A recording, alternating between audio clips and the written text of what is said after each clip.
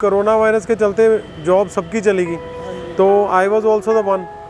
तो मेरी भी जॉब चली गई। जब कोरोना वायरस का लॉकडाउन शुरू हुआ तब कोई ऑप्शन बची नहीं थी, कंपनी ने निकाल दिया जॉब से, क्योंकि कंपनी भी अब मैं एक इमिग्रेशन सेक्टर में काम करता था, तो अब मार्केटिंग मैनेजर था मैं उस कंपनी में। जब मार्केटिंग का ही काम नहीं रहेगा तो कंपनी क्या करेगी, तो कंपनी ने हमें जवाब दे दिया था। तब लॉकडाउन का पीरियड चल रहा था, तो हमने सोचा कि चलो 1-2 महीने आराम भी कर लेते हैं कि जॉब जब लॉकडाउन एक बार खुलेगा फिर देखेंगे। तो वो 2-3 महीने घर पे रहे, पर वो 2-3 महीने कब 4 महीने हो गए, 5 महीने हो गए, 6 महीने हो गए, ये पता ही नहीं लगा। कितनी बार जॉब के लिए ट्राई किया, कितनी बार जॉब इंटरव्यूज़ पे गए, पर सर कोई रिस्पॉन्स नहीं मिल रहा था कहीं से भी।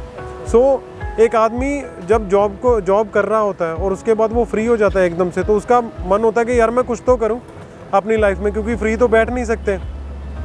तो सर ये कॉन्सेप्ट ऐसे है, जैसे मैंने फूड व्लॉगर्स की वीडियो देखे अच्छे, तो ये आइडिया मेरे दिमाग में आया कि कुछ इस तरीके का भी काम हो सकता है, क्योंकि खाने पीने में मेरा इंटरेस्ट शुरू से था।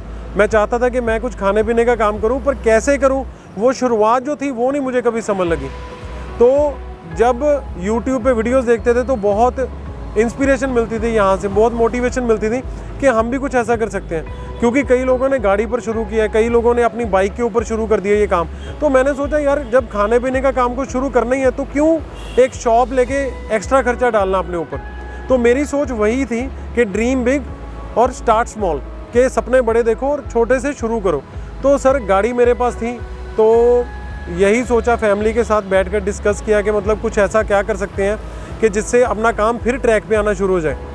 और फिर जैसे वीडियोस भी मैंने दिखाई घर वालों को कि कुछ ऐसा काम हो सकता है। बट ऑब्वियसली देखिए, जब आप जॉब कर रहे होते हो ना, वेरी गुड पोजीशन, तो फैमिली नहीं मानती। फैमिली कहती है कि तू पागल हो गया, तू ये काम करेगा, तू रोड साइड जाके खड़ा होगा। पर मैं कहता हूँ कि मेरे लिए पहले दिन से सब कुछ आसान नहीं था, मुश्किलें आई, पहले दिन आई, मुश्किलें आती भी गई। पर ये था सर, अगर आप डट के खड़े रहो ना किसी चीज़ के लिए, तो वो चीज़ आपके लिए आसान होती जाती है। तो वैसे ही सर मेरे साथ चलता रहा। पहले दिन आके खड़ा हुआ, थोड़ी नर्वसनेस थी, दूसरे दिन थी, तीसरे दिन थी, पर धीरे धीरे that turn into be a very comfortable zone for me.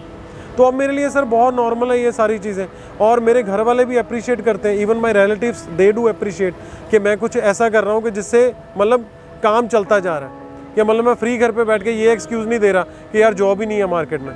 तो सब बहुत खुश है सर, अब पूरी फैमिली मेरे साथ है। तो ये सब आप कढ़ी चावल खुद ही बनाते हैं? नहीं सर, माई वाइफ। अच्छा, वाइफ और आप? हाँ, वाइफ करती है, मैं करता हूँ, माई पेरेंट्स ऑल्सो डू।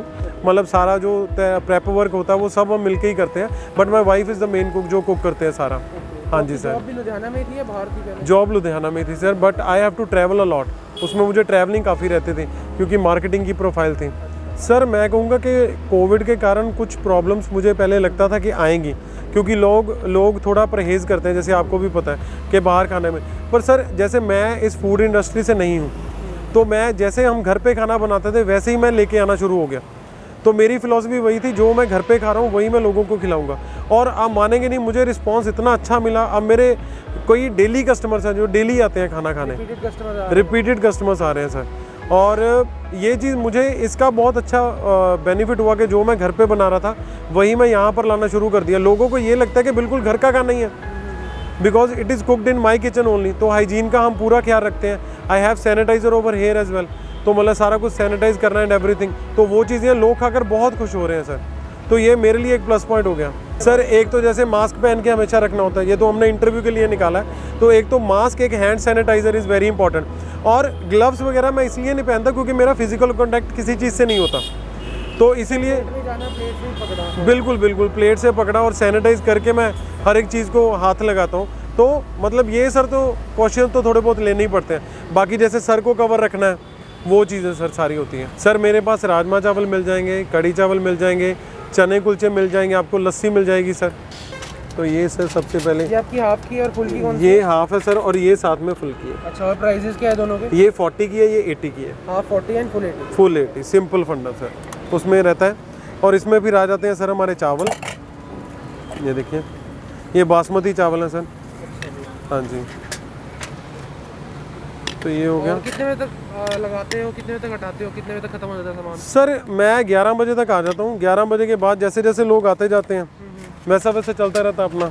तो जैसा जैसा रिस्पांस मिलता जाता है वैसे दोपहर 4 बजे तक, 4 साढ़े 4 बजे तक हो जाता है ख़त्म। और आते कितने बजे? 11 बजे? मैं 11 बजे आ जाता हूँ, 11 बजे आ जाता हूँ, और कभी कभी 5-6 बजे तक भी हो जाता है, जब तक सामान ना ख़त्म हो, फिर मैं फिनिश करके ही जाता हूँ सर घर। तो ये सर इसमें गए प्याज, हाँ जी, और चटनी भी खुद की आप? ये खुद सर मैं घर पे खुद तैयार करता हूँ। धनिया पुदीना दही की चटनी है? हाँ जी सर बिल्कुल। और ये मिर्च के पकौड़े, जैसे कई लोगों को होता है मिर्ची के लिए, अच्छा। तो उनके लिए ये सर रखा हुआ है। Vicky's rice ball, sector 32A main market के सामने है ये। एरिया में I-20 वाले राजमा चावल नाम से भी फेमस है ये।